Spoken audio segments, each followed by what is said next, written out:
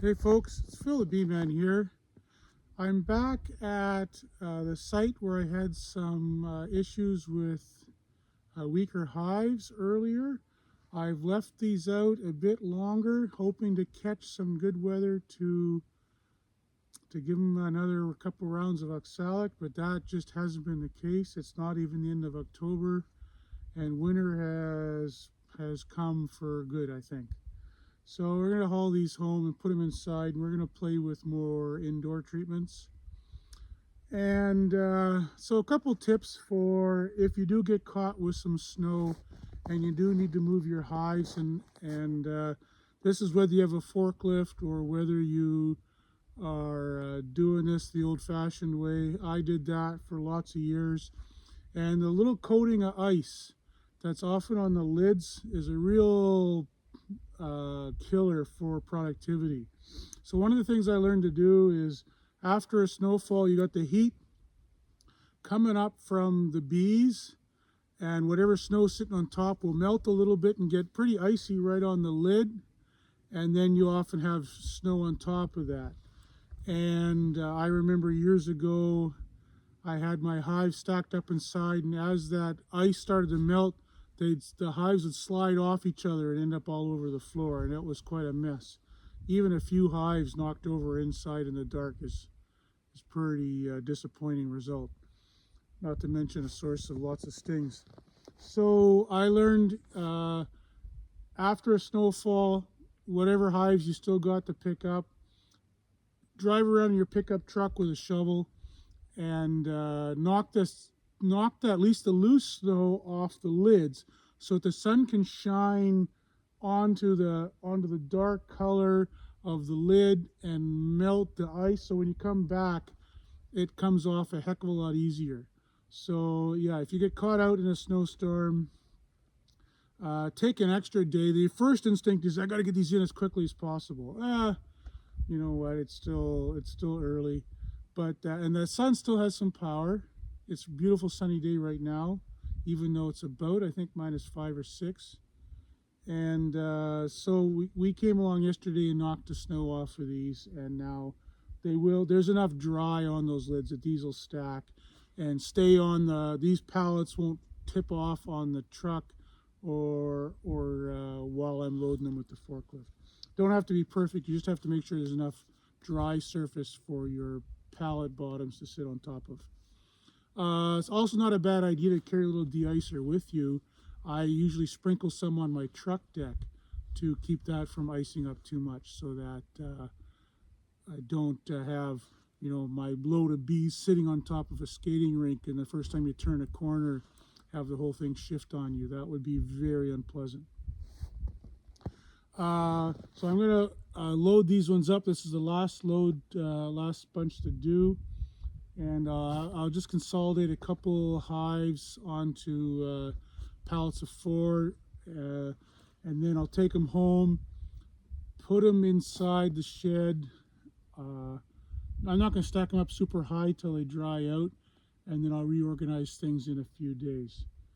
It's sunny enough today. You see there's a few bees that have thrown themselves out the door as the end of their life, and so there's some dead bees on the snow.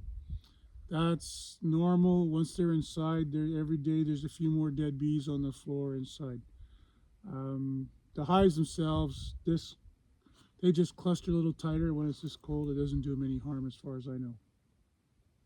Okay, let's load them up. Okay, so what we're doing here is we got empty spots on the pallets over the course of summer. Some hives have died out, and so you find the pallet with the fewest bees, hives on it. You use them to fill up the empty spaces. I'm not going to bother lighting the smoker. It's too cold to worry about that, but we'll find out if the bees agree or not.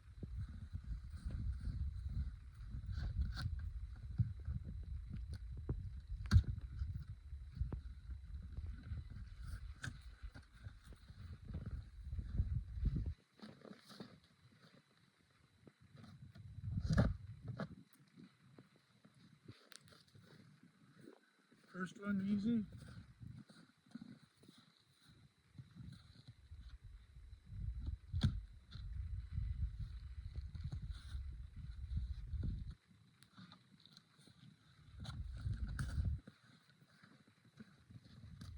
Oh,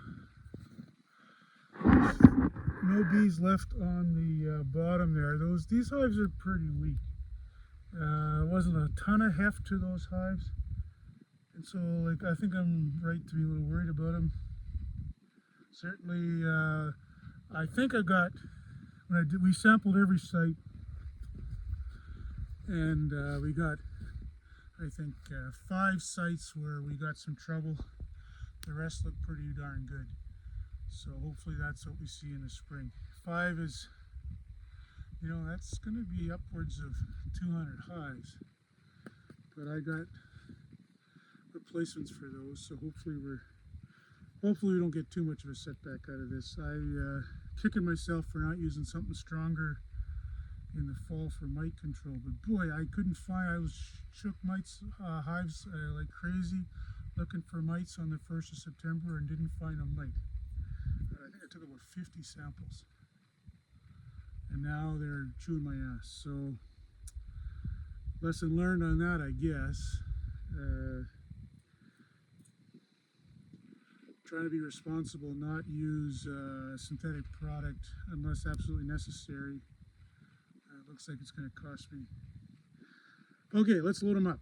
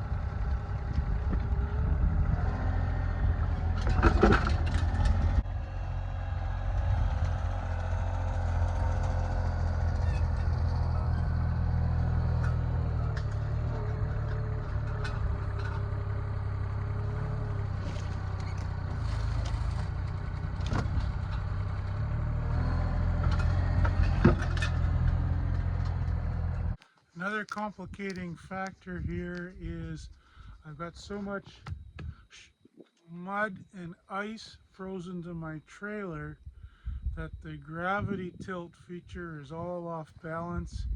So when I load it, you'll have to see me kind of Mickey Mouse, safety first sort of situation to back the forklift up to the trailer when it should be tilted already, but it won't. It should be right now unloaded. It should be tipped back. So here goes. This is easy when I have someone with me because they just stand on the back of it. But when I'm by myself, I got to get creative.